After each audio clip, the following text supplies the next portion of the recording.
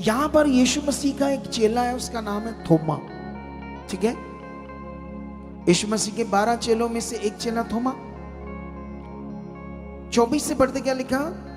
20 का यूहन्ना सुसमाचार की बुक 20 का 24 है। परंतु 12 में से एक अर्थात थोमा जो दिदुमुस कहलाता है, जब यीशु आया तो उनके साथ ना था। यीशु जिंदा होकर चेलों को जब मिला तो उस समय थोमा उनके साथ नहीं था। लेकिन जब चेलों ने बताया कि यीशु जिंदा हो गया है और वो हमें मिला है आकर, हालेलुया, कितनों को बात समझ आती है? लेकिन यहां पर 25 में लिखा, जब अन्य चेले उससे कहने लगे हमने प्रभु को देखा है, तब तो उसने उनसे कहा, जब तक मैं उसके हाथों में कीलों के छेद ना देख लूं और कीलों के छेदों में अपनी उंगली ना डाल लूं और उसके पंजर में अपना हाथ ना डाल लूं, तब तक मैं विश्वास नहीं करूंगा। 8 दिन के बाद उसके चेले फिर घर के भीतर थे और थोमा उनके साथ था और द्वार बंद थे।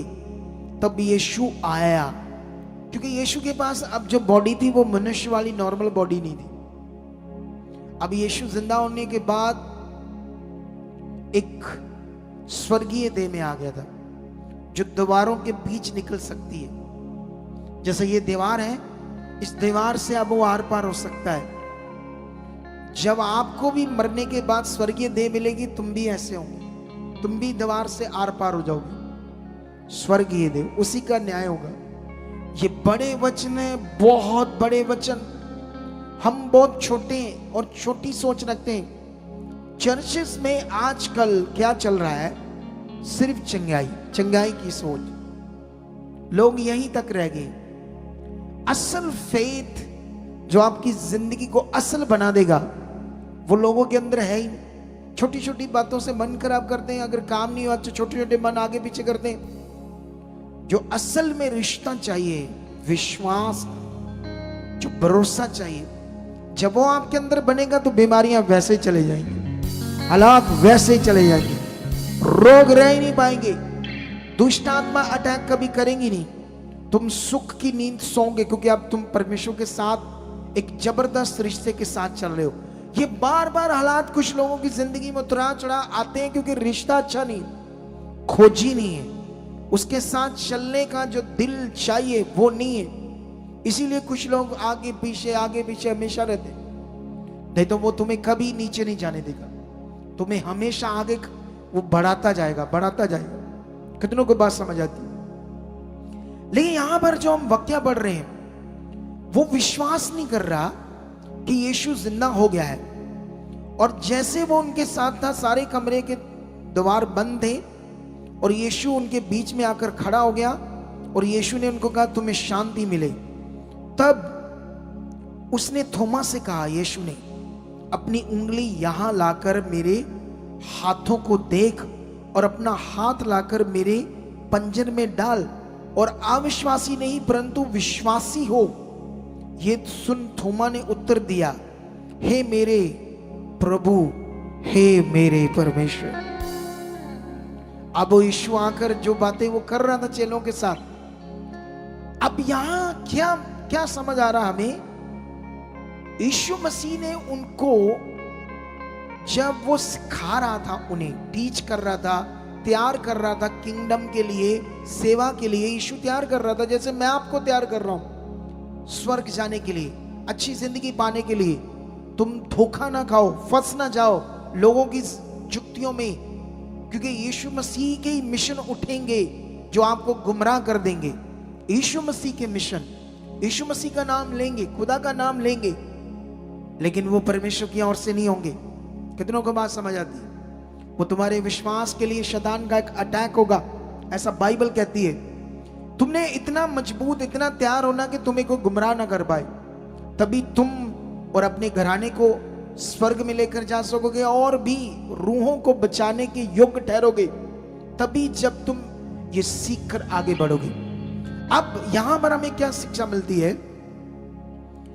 यीशु मसीह ने से कहा, चेक कर मेरी बॉडी को, देख छू कर देख, मैं जिंदा हो गया। यीशु मसीह ने तो 12 चेलों को ये 3 बार कहा था, अपनी मौत की भविष्यवाणी सिखाई थी 3 बार। 3 बार चेलों के सामने कहा था, मैं इस मंदिर को ढा दूंगा और तीसरे दिन मैं जिंदा कर दूंगा। अपनी मौत के बारे में उन्हें क्लैरिटी दे चुका था कि ऐसा मैं करने वाला हूं। लेकिन वो भी हमारी तरह भूल गए। ये भूल गया कौन? थोमा, कि यीशु ने जिंदा होना है। चेले भूल गए कि यीशु ने जिंदा होना है। नबियों की वो भविष्यवाणियां भूल गए, यीशु मसीह ने जिंदा होना है। तुम भी ये भूल गए, यीशु जिंदा है और हमारे साथ है। तुम भी भूल गए हो। इसीलिए क्या करते हो? डाउट, संदेह, शक, कभी इस बात से उस बात से, कभी इस विषय में उस विषय में। कितनों को बात समझ आती? उठते धन्यवाद प्रभु, मैं मेरी बुद्धि बहुत है, मेरा मन आपके लिए बहुत। उठते ही मंजे पर उठते ही जैसे आंखें खोली, प्रे करना शुरू कर। क्या करना शुरू कर दो? तुम सोच भी नहीं सकते वो तुम्हारे साथ क्या क्या करेगा। उस काबिल बनना है तुम्हें, उस तरह से तैयार होना तुम्हें। वो इतना शक्तिशाली है, हम तो कुछ भी नहीं उसके सामने। हालेलुया। लेकिन यहां पर जब ऐसा हुआ उसके साथ वाक्या, तो वो कहता, ओ प्रभु, ओ परमेश्वर, हिल गया वो और कहने लगा माफ कर। ऐसा लिखा तो नहीं, लेकिन निश्चय उसने बोला होगा ना, अफसोस किया होगा, क्योंकि संदेह किया था। लेकिन प्रभु उससे क्या कहता है? प्रभु कहता है, यीशु ने उससे कहा, तूने मुझे देखा है, क्या इसलिए विश्वास करता? धन्य है वह जो मुझे बिना देखे विश्वास करेंगे। हालेलुया। हमने यीशु मसीह को शरीर से तो नहीं देखा, लेकिन उसके पवित्र वचनों से देख लिया है। उसकी ताकत को, सामर्थ को, उसकी समझ को, उसके ज्ञान को, उसके वचनों से हमने देख लिया है। हमारी होप, हमारा जीना खुदा के साथ चाहिए। जिस दिन ये तुम्हारी जिंदगी में होगा, तुम परेशान की जिंदगी, डाउट की जिंदगी, संदेह की जिंदगी नहीं जियोगे। किसी भी तरह का तुम्हारे अंदर डाउट नहीं आएगा। हालेलुया।